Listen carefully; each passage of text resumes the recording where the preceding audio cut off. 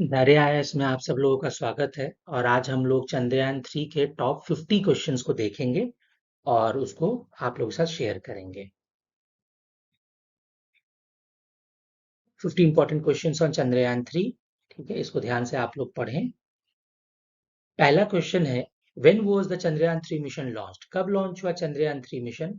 और इसका सही जो आंसर है वो है 14 जुलाई 2023। तो इसका आंसर हो जाएगा सी। ठीक है, 14 जुलाई 2023 को ये मिशन जो है वो लॉन्च किया गया। दूसरा सवाल है, which is the first country to successfully land its spacecraft on the lunar south pole? Lunar south pole पे, चंद्रमा के साउथ पोल पे सबसे पहली कंट्री कौन बनी जिसने की स्पेसक्राफ्ट को लॉन्च किया? और इसका आंसर होगा बी, इंडिया। इन हम पहली ऐसी कंट्री बने हैं जिसने लॉन्च किया है अपना स्पेसक्राफ्ट लूनर साउथ पोल पे। तीसरा सवाल है, when did the Chandrayaan 3 land on the moon? हम चंद्रमा की सतह पे कब लैंड किए, कब उतरे? और इसका आंसर होगा सी, 23 अगस्त 2023। ठीक है, इसका आंसर हो जाएगा सी। हमने जो हमारा चंद्रयान 3 मिशन लॉन्च हुआ 14 जुलाई 2023 को और हम लोग लैंड कर गए 23 अगस्त 2023 को। तो इसका आंसर हो जाएगा ये।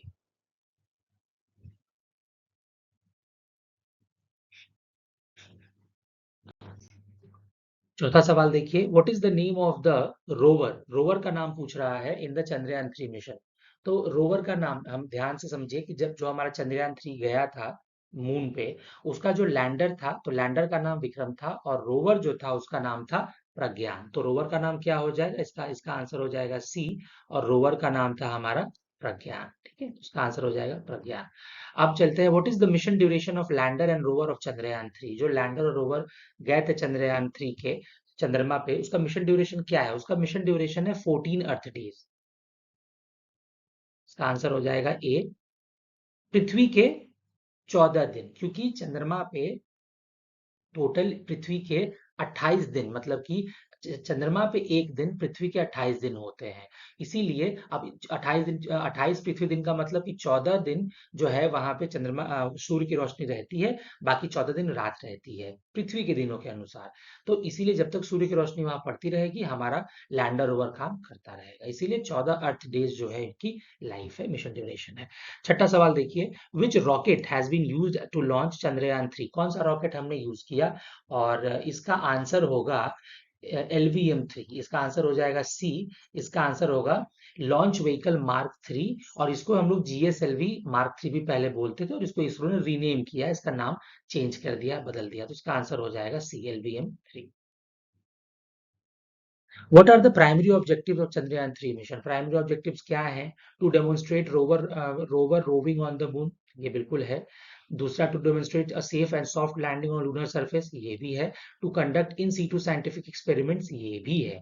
तो इसका आंसर हो जाएगा D, all of the above. ठीक है, डेमोन्स्ट्रेट रोवर रोविंग मतलब कि जो रोवर हमने भेजा है, जो 6 पहियों वाला हमने वहां पे प्रज्ञान रोवर भेजा है, तो जो जो गाड़ी भेजी है, तो वो चंद्रमा की सरफेस पे अच्छे से मूव करे। ठीक है, सेफ लैंडिंग, हमारा जो चंद्रयान 3 है वो सेफ और सेफली और सॉफ्ट लैंडिंग करे लूनर सरफेस और चंद्रमा की सरफेस पे।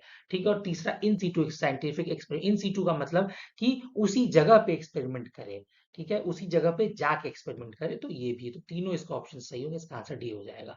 What was the total cost of Chandrayaan 3 mission? Total cost कितना है? तो इसका आंसर हो जाएगा सी। टोटल कॉस्ट जो है इस मिशन का वो है $75 मिलियन। ठीक है, आगे बढ़ते हैं। What is the total weight of Chandrayaan 3 mission? Total weight कितना है इसका? टोटल वेट के बारे में यहाँ पे पूछा जा रहा है। टोटल वेट जो होगा वो होगा 3900 किलोग्राम। तो इसका आंसर हो जाएगा सी, 3900 किलोग्राम। ठीक है, चलिए। 10वां सवाल, what is the name of the, इसमें इस सवाल में पूछ रहे हैं कि what is the name of the lander? जो लैंडर है चंद्रयान 3 मिशन का, उसका नाम क्या है? देखिए, चंद्रयान 3 मिशन में हमारा जो मॉड्यूल्स थे वो 3 मॉड्यूल था। प्रोपल्शन मॉड्यूल था, लैंडर मॉड्यूल था, रोवर मॉड्यूल था। प्रोपल्शन मॉड्यूल का काम था चंद्रयान 3 को चंद्रमा के ऑर्बिट तक लेके जाना। वहां से वो मतलब कि अपने आप को डिटैच कर लेगा और चंद्रमा की सतह पे घूमता रहेगा। ठीक है। उसके बाद जो लैंडर मॉड्यूल है उसका काम था चंद्रमा के सरफेस पे लैंड करना। रोवर मॉड्यूल का काम था कि वो लैंडर मॉड्यूल के अंदर से बाहर निकले और चंद्रमा के सरफेस पे टहले, घूमे। तो लैंडर मॉड्यूल का जो नाम था वो था विक्रम, रोवर मॉड्यूल का नाम हमने पीछे देखा, उसका नाम था प्रज्ञान। सो यहाँ पे पूछ रहा what is the name of lander module, तो जो लैंडर मॉड्यूल होगा उसका जो नाम था वो था विक्रम, तो इसका आंसर हो जाएगा सी। ठीक है, ये रहा विक्रम। हाँ, 11वां question, which component is absent in Chandrayaan 3 compare to Chandrayaan 2? ऐसा कौन सा कंपोनेंट है जो कि चंद्रयान 3 में एब्सेंट है और चंद्रयान 2 में था? इसका आंसर होगा सी, ऑर्बिटर। ठीक है। अच्छा, इसका आंसर ऑर्बिटर क्यों होगा? इसका आंसर ऑर्बिटर इसलिए होगा क्योंकि जब हमने चंद्रयान 2 में ऑर्बिटर भेजा था, वो आज भी चंद्रमा के सतह, आज भी चंद्रमा के चारों तरफ वो ऑर्बिट किए जा रहा है, घूमे जा रहा है। 7.5 साल उसका लाइफ साइकिल है। लेकिन हमने जो चंद्रयान 3 में जब हमने प्रोपल्शन मॉड्यूल भेजा, तो उसका काम बस इतना ही था कि भाई आप जाइए चंद्रमा के सरफेस पे थोड़े दिन के लिए ऑर्बिट करिएगा। आपका बस ये काम है कि आप लैंडर मॉड्यूल को चंद्रमा के सरफेस तक ले जाके बस छोड़ दीजिएगा, उसके ऑर्बिट तक ले जाके बस छोड़ दीजिएगा। उसके बाद वो अपने चंद्रमा के सरफेस पे वो अपना लैंड कर जाएगा। और उसके बाद कुछ दिन तक आप चंद्रमा के चारों तरफ आप घूमिएगा, ऑर्बिट करिएगा। उसके बाद आपका कुछ 1-2 महीने में आपका लाइफ साइकिल पूरा हो जाएगा और उसके बाद फिर आप वहां से आपका काम खत्म और फिर आप वहां से डिस्ट्रॉय हो जाएंगे, मतलब फिर आपका वहां पे कोई काम, आपका लाइफ साइकिल वहां पे एंड हो जाएगा। ठीक है। तो ऑर्बिटर, एज एन ऑर्बिटर नहीं भेजा था हमने चंद्रयान 3 में किसी भी चीज को। लेकिन हुआ ये कि जो जो प्रोपल्शन मॉड्यूल हमने भेजा था वो कुछ दिनों तक, कुछ महीनों तक ऑर्बिटर का काम करता, लेकिन उसमें इतना 150 केजी से भी ज्यादा फ्यूल बच गया है, तो वो अब कई सालों तक जो है वो चंद्रमा के सरफेस को ऑर्बिट करेगा और ये एक अच्छी बात है। ठीक है, आगे बढ़ते हैं। एक और सवाल, what is the design of propulsion module in Chandrayaan 3? Design क्या है? तो इसका आंसर होगा बॉक्स लाइक स्ट्रक्चर है with a solar panel on the side with a cylinder on top. तो बॉक्स लाइक स्ट्रक्चर है, सोलर पैनल साइड में लगा हुआ है और सिलेंडर टॉप पे इसलिए है ताकि उसमें हम लैंडर मॉड्यूल को फिट कर सके। तो इसका आंसर हो जाएगा ए। ठीक है, चलिए आगे बढ़ते हैं।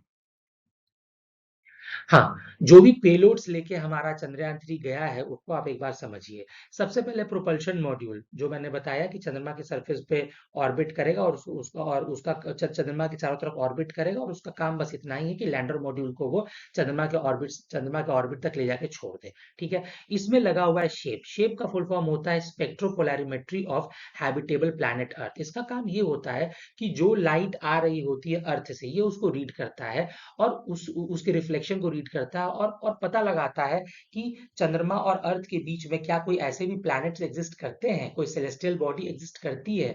और इससे पता लगा के मतलब कि जो भी, मतलब कि और भी ऐसे प्लैनेट्स हमारे सोलर सिस्टम में जहाँ पे जिंदगी या जहाँ पे लाइफ पॉसिबल है, जहाँ पे हैबिटेशन हो सकता है, उसके बारे में पता लगाता है ये। ठीक है। अच्छा, तो ये तो प्रोपल्शन मॉड्यूल में लगा हुआ है शेप।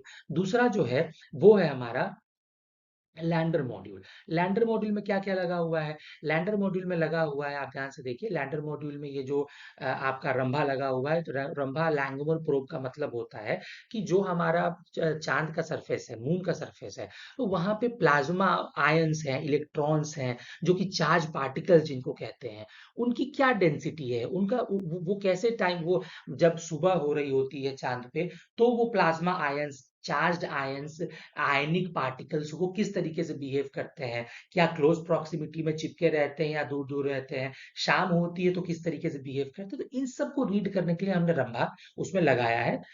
जो लैंडर पेलोड, लैंडर का नाम विक्रम है जिसमें ये लगा हुआ है।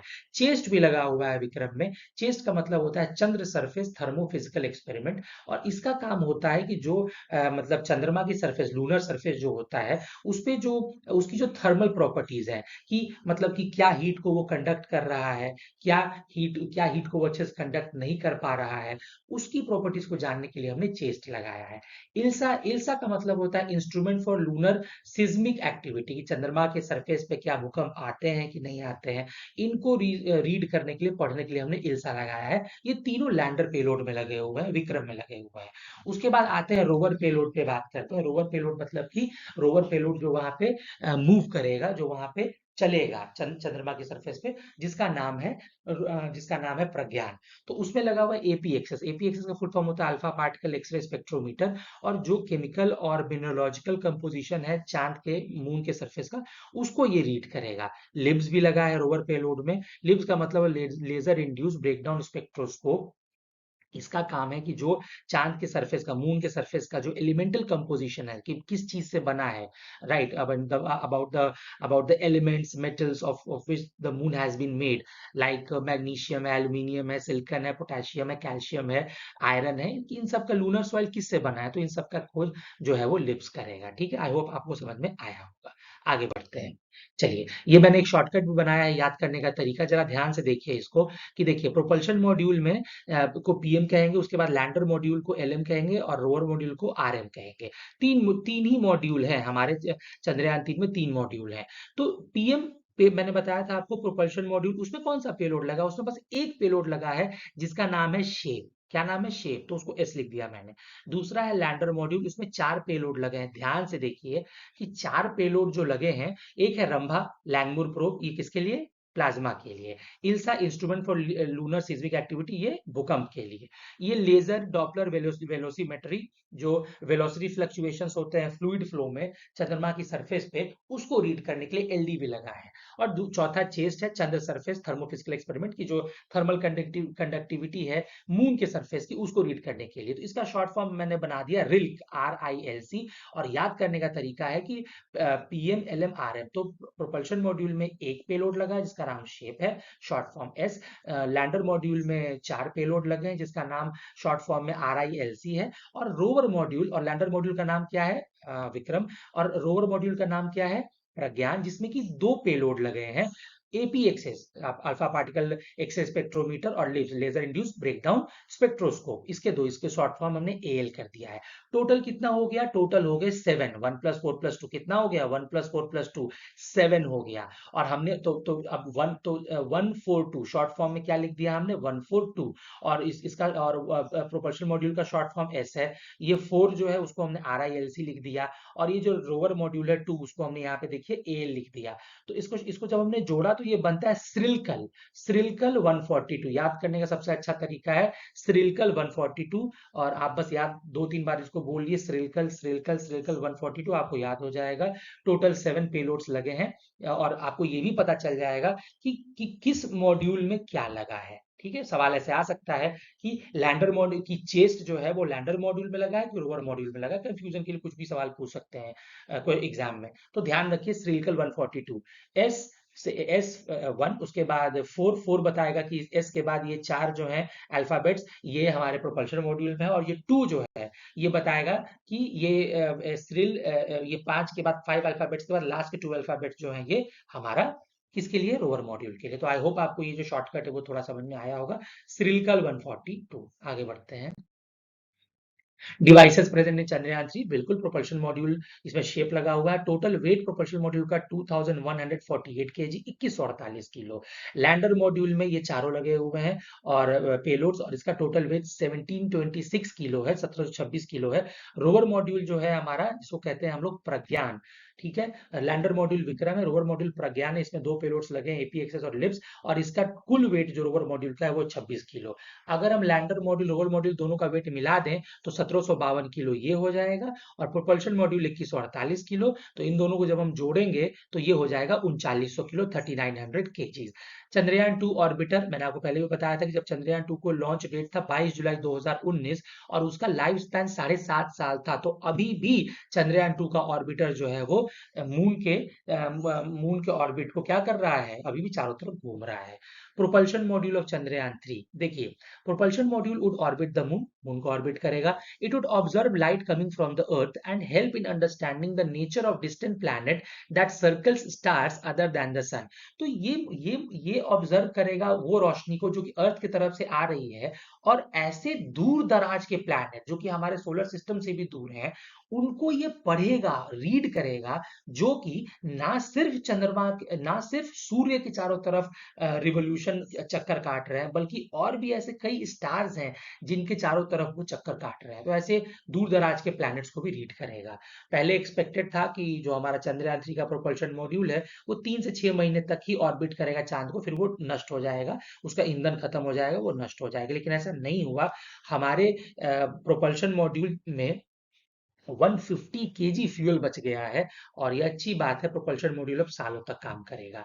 विक्रम लैंडर जो है चंद्रयान 3 का, तो चंद्रयान 3 का विक्रम लैंडर जो है वो एलडीवी भी यूज करेगा, मतलब कि लैंडर में एलडीवी भी लगाया गया, लेजर डॉपलर वेलोसिमीटर, जो कि मतलब कि कैसे हमें, मतलब कि प्रिसाइजली एकदम अच्छे से प्रॉपरली मूव करना है, नेविगेट करना है चांद के सरफेस पे और चांद के ऑर्बिट की तरफ, उसमें वो उसकी मदद करेगा। और कैसे जो वेलोसिटी फ्लक्चुएशंस होती हैं फ्लो फील्ड में हमारे मून पे, उसको भी मेजर करेगा। आगे बढ़ते हैं। चलिए, यहाँ पे जरा सा इस सवाल को देखते हैं हम लोग। ये देखिए, पहला सवाल है कि डिवाइसेस हैं, पेलोड से हमको इसमें मैच करना है। रोवर, बताइए इसमें रोवर में क्या है इन चारों में अवेलेबल, जो कि पेलोड्स अवेलेबल थे। तो मैंने आपको बताया कि प्रोपल्शन मॉड्यूल था, उसके बाद हमारा लैंडर मॉड्यूल था, और हमारा रोवर मॉड्यूल था। रोवर मॉड्यूल मतलब कि हमारा रोवर कौन था? प्रज्ञान। प्रज्ञान में क्या लगा था? प्रज्ञान में लगा था एपी एक्सेस लगा था, ठीक है, alpha particle X-ray spectrometer. Lander module क्या था? विक्रम। लैंडर मॉड्यूल में क्या लगा था? लैंडर मॉड्यूल में लगा था हमारा रंभा। रंभा क्या था? लैंगमुर प्रोब, जिसमें हमारा प्लाज्मा आयंस को डिटेक्ट करने के लिए। तो ये हो जाएगा 3। और प्रोपल्शन मॉड्यूल में क्या लगा था? उसमें लगा था शेप, जो पोलैरिमेट्री के लिए हमारा यहाँ पे लगा था, यहाँ पे स्पेक्ट्रोपोलैरिमेट्री के लिए फॉर हैबिटेबल प्लैनेट अर्थ। तो ये हो जाएगा 4। और आपको तो पता ही है कि हमारे चंद्रयान 3 में ऑर्बिटर तो नहीं है, तो ये हो जाएगा नॉट अवेलेबल। तो इससे इसका आंसर क्या आया?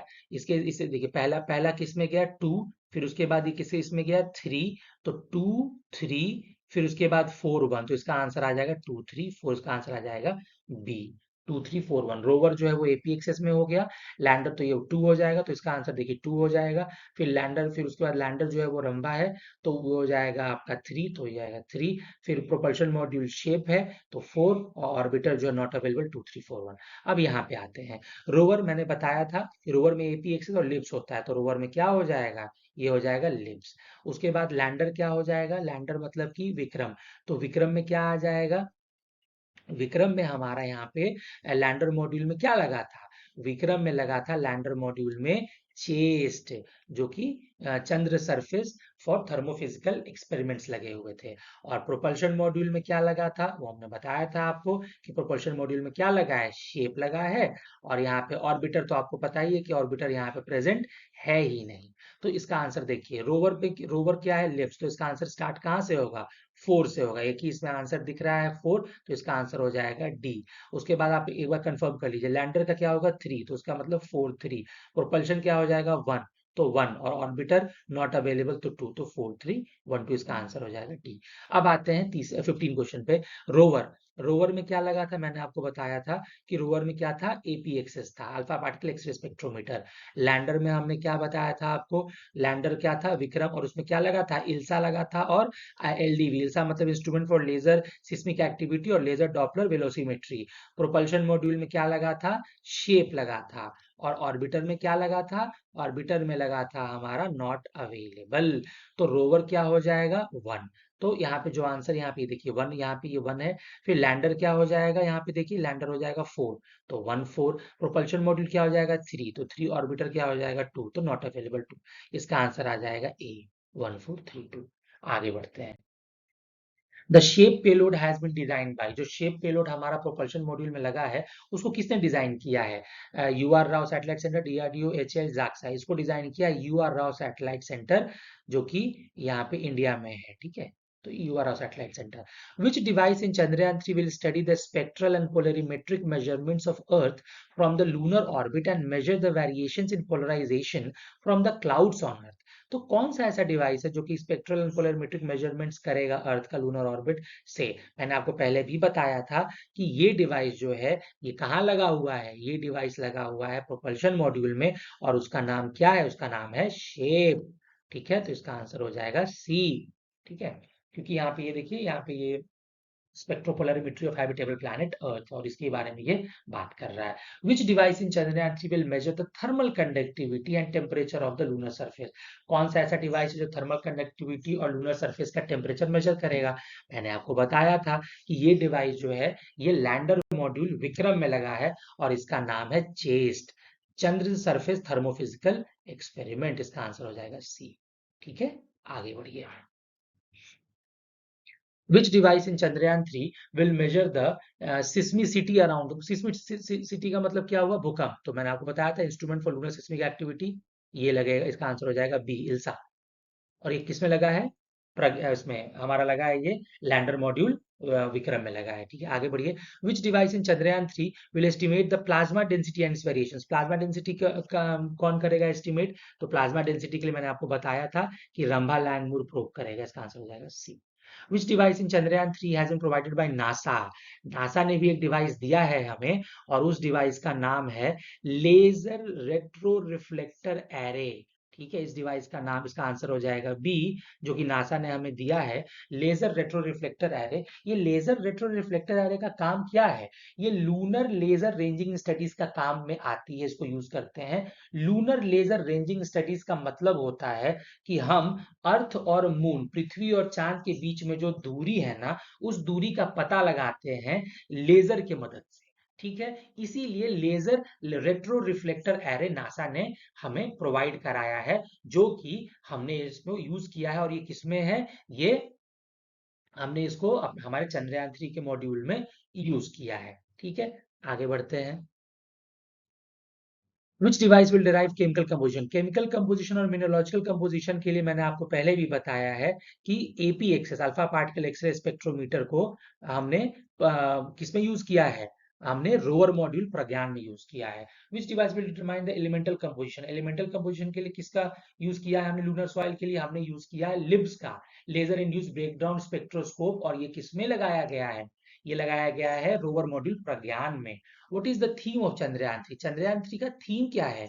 चंद्रयान 3 का जो थीम है वो है साइंस ऑफ द मून। इसका आंसर होगा सी। क्या है इसका theme? Science of the moon. ठीक है, चलिए आगे बढ़ते हैं। हाँ, स्टेजेस की बात देखिए, जो हमने रॉकेट यूज किया है ना, LVM-3 MK, अपना LVM-3 MK3 और M3 M4, तो मतलब कि लॉन्च व्हीकल मार्क 3। तो जो हमने जो रॉकेट यूज किया उसके 3 स्टेजेस हैं, सॉलिड, लिक्विड और क्रायोजेनिक। ठीक है, तो उसके बारे में ही बात हो रही है। सॉलिड जो स्टेज है ना, वो अमोनियम परक्लोरेट, उसमें जो ईंधन फ्यूल यूज हुआ है वो अमोनियम परक्लोरेट है। जो लिक्विड स्टेज है, तो ये देखिए, तो जो लिक्विड सॉल्ट, तो ये हो जाएगा 2, तो इसका आंसर या तो बी होगा या सी होगा। लिक्विड स्टेज में हमने जो यूज किया है वो यूज किया हमने डाइनाइट्रोजन टेट्रोक्साइड और हाइड्रोजन पेरोक्साइड। और क्रायोजेनिक स्टेज लास्ट स्टेज है, थर्ड स्टेज है, अपर स्टेज है, जो कि हम यूज करते हैं लिक्विड ऑक्सीजन और लिक्विड हाइड्रोजन। तो इसका आंसर क्या हो जाएगा? इसका आंसर देखिए, 1 से पहले तो इसका आंसर हो जाएगा 2। ठीक है, उसके बाद इसका आंसर हो जाएगा 1, 2, 1, 3, तो इसका आंसर हो जाएगा सी, 2, 1, 3। ठीक है, और समझ लीजिए कि जो तीसरा स्टेज है उसको हम C25 क्रायोजेनिक अपर स्टेज कहते हैं। हाई थ्रस्ट, सबसे ज्यादा थ्रस्ट इसमें प्रोड्यूस होता है क्रायोजेनिक अपर स्टेज में, इसको कहते हैं। और इसमें जो हमने इंजन यूज किया है वो fully indigenous high thrust cryogenic engine है, जिसका नाम है C20। ठीक है, जो इंजन यूज किया है उसका नाम है C20। आगे बढ़ते हैं, क्वेश्चन नंबर 26। पहला स्टेज जो होता है वो क्या होता है? सॉलिड स्टेज होता है, क्योंकि सॉलिड फ्यूल को यूज करते हैं। सेकेंड स्टेज क्या होता है? रॉकेट का। ये देखिए, किसी भी स्पेसक्राफ्ट में, किसी भी स्पेस मिशन में दो बातें होती हैं। एक होता है रॉकेट, जो कि आपको और एक होता है स्पेसक्राफ्ट, जो कि रॉकेट के ऊपर लगा रहता है। रॉकेट का काम है स्पेसक्राफ्ट को जिस भी ऑर्बिट में या जहां भी लेके जाना है वहां तक लेके जाना, उसके बाद स्पेसक्राफ्ट जो है वहां पे लॉन्च कर दिया जाता है। ये जो बातें चल रही हैं ये रॉकेट की बातें चल रही हैं कि उसमें 3 स्टेज होते हैं, first stage, second stage, third stage.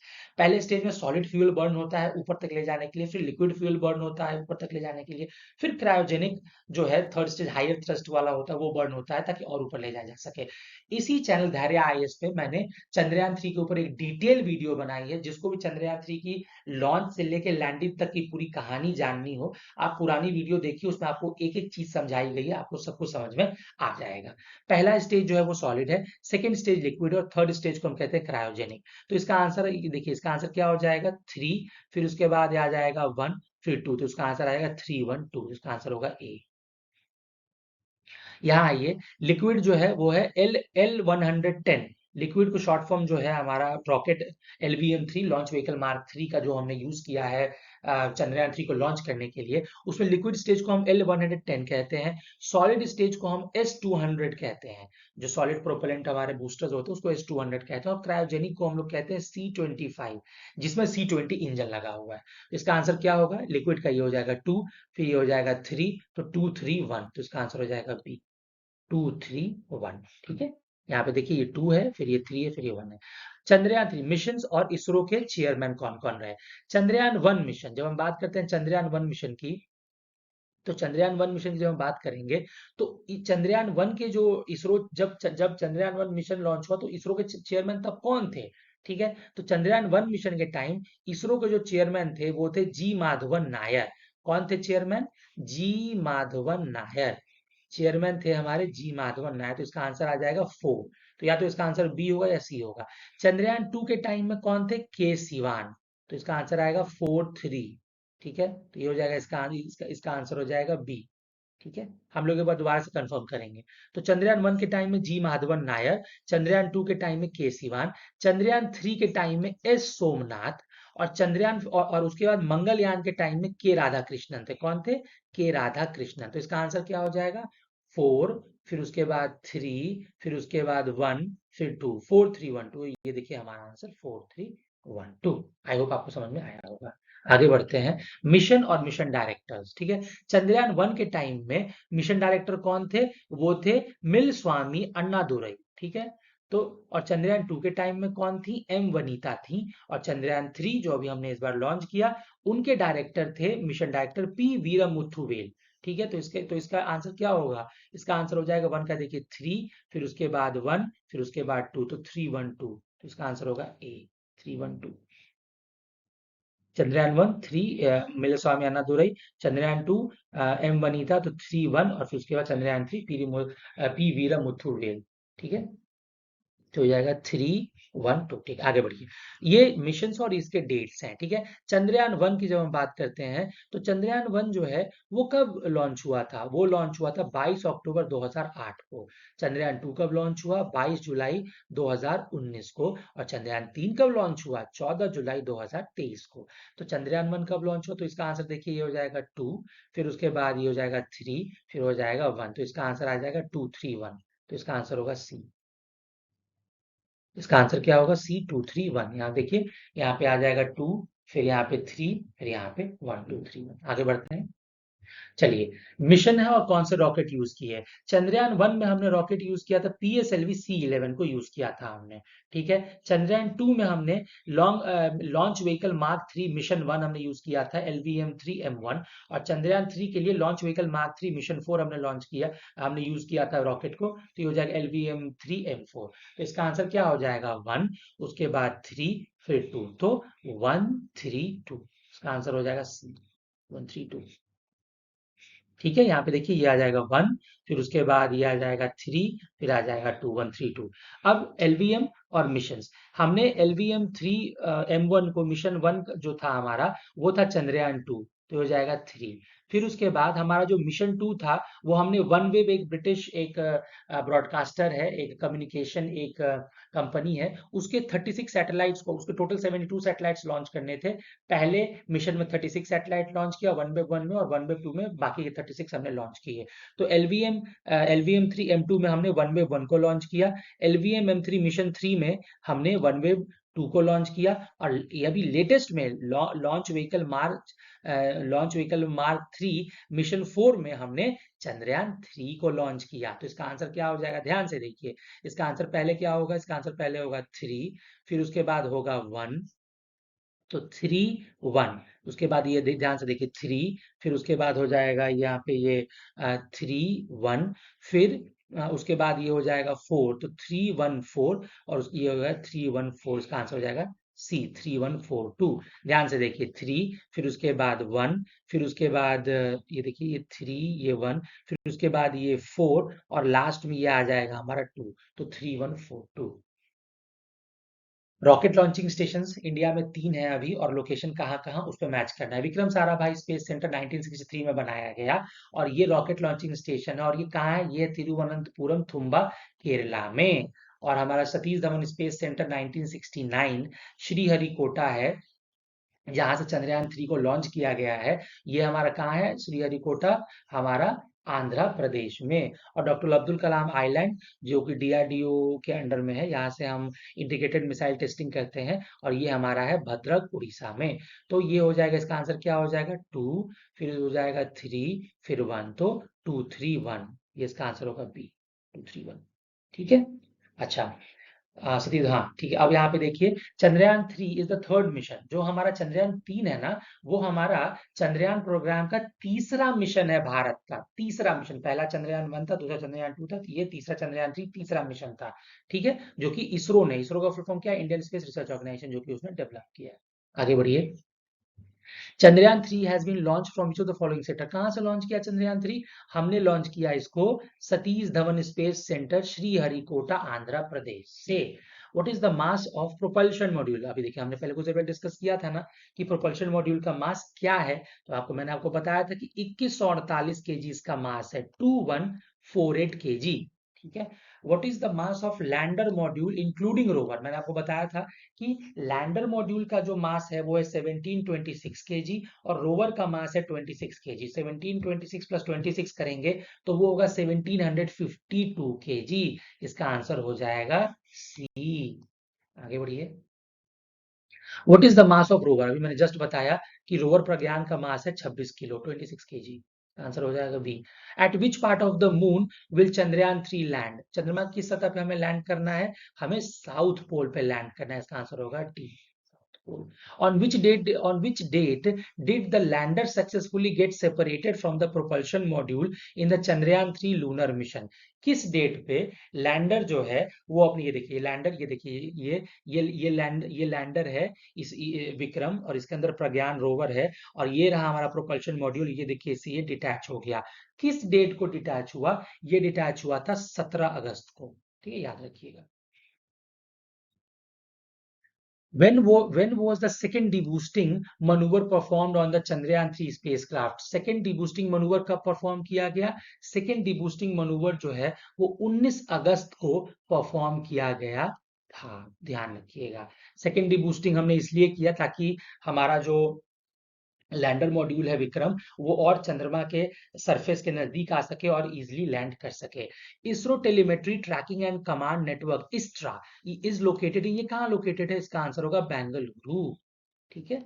A maneuver performed on July 25, 2023 in Chandrayaan 3 led to, ये 25 जुलाई 2023 को जो हमने मनूवर किया था हमारे चंद्रयान 3 में परफॉर्म, उसका पर्पस क्या था? उसका पर्पस था ऑर्बिट रेजिंग। उस टाइम पे हम ऑर्बिट को रेज कर रहे थे ताकि मतलब ताकि वो अपने फार्देस्ट पॉइंट को अचीव कर सके अर्थ से, और लूनर ट्रेजेक्ट्री के ग्रेविटी के पास जा सके, और वहां पे फिर लूनर ऑर्बिट में वो इंस्टॉल किया जा सके, उसको भेजा जा सके। ठीक है, चलिए आगे बढ़ते हैं। What will be the name of Chandrayaan 3 landing point? Chandrayaan 3 जहां पे हमारा लैंडर विक्रम लैंड किया, उसको भारत ने क्या नाम दिया है? तो भगवान के नाम पे नाम दिया गया शिव शक्ति। तो शिव शक्ति हमारे भोलेनाथ के नाम पे और माँ पार्वती के नाम पे शिव शक्ति नाम रखा गया है, और ये बहुत अच्छी बात की गई है। When will national space day be celebrated in India from 2024 onwards? 2024 से नेशनल स्पेस डे कब सेलिब्रेट किया जाएगा? 23 अगस्त को किया जाएगा। क्यों किया जाएगा? क्योंकि 23 अगस्त ही वो दिन था जब हम 23 अगस्त को हम लोग चांद की सरफेस पे हमारा चंद्रयान 3, हमारा विक्रम लैंडर लैंड कर गया था। What is the budget of Chandrayaan 3? जो बजट है वो है 615 करोड़। ठीक है, आगे बढ़िए। How many days did Chandrayaan 3 take to reach the moon? कितना समय लगा चंद्रयान 3 को चांद तक पहुंचने में? टोटल 40 डेज लगे हमें, 14 जुलाई से 23 अगस्त। Who is known as the rocket woman of Chandrayaan 3? Rocket woman किसे कहा गया? रीतु करिधल को कहा गया। ये देखिए आपके सामने रीतु करिधल मैम है, यही रीतु करिधल मैम है। Chandrayaan 3 mission will help in our understanding of moon's origin and evolution, सही है। जियोलॉजी ऑफ द मून, ये भी सही है। Water presence on the moon, ये भी सही है। तो इसका आंसर हो जाएगा D, all of the above. आगे बढ़ते हैं। The Chandrayaan 3 mission is a part of which space exploration programme of India? किस स्पेस एक्सप्लोरेशन प्रोग्राम का पार्ट है ये? आदित्य L1 नहीं, इसका पार्ट नहीं है। ये तो मून, ये तो सन के लिए। गगनयान नहीं, गगनयान का काम है, गगनयान भी नहीं, गगनयान का काम है हमें स्पेस में, अंतरिक्ष में हमें हमें इंडियन एस्ट्रोनॉट्स को भेजना। मंगलयान नहीं, मंगलयान मतलब कि मार्स पे भेजना। इसका इसका आंसर होगा D, none of the above, क्योंकि इसका आंसर डी इसलिए होगा क्योंकि चंद्रयान 3 मिशन जो है वो एक इंडिपेंडेंट लूनर मिशन है इसरो के द्वारा, ठीक है। Chandrayaan 3 was developed to demonstrate improved landing techniques on the surface of the moon with the help of which country? किस कंट्री की मदद ली गई? किसी कंट्री की मदद नहीं ली गई। भारत का ये स्वदेशी अपना अभियान है और ये इंडिजेनसली इंडिया ने यहाँ पे इसको डेवलप किया, इसीलिए इसका आंसर डी हो जाएगा। Chandrayaan 3 mission is aimed at enhancing India's capabilities in which field? किस फील्ड में हमें आगे बढ़ना है? तो इसका आंसर हो जाएगा बी, इसका आंसर होगा B, space research and exploration. आगे बढ़िए। ISRO was established on, ISRO की स्थापना कब हुई? इसका आंसर होगा सी, बहुत इंपॉर्टेंट सवाल है ये, 15 अगस्त 1969। इसरो का हेडक्वार्टर कहाँ है? इसका आंसर होगा सी, बेंगलुरु। इसरो का हेडक्वार्टर कहाँ है? बेंगलुरु में।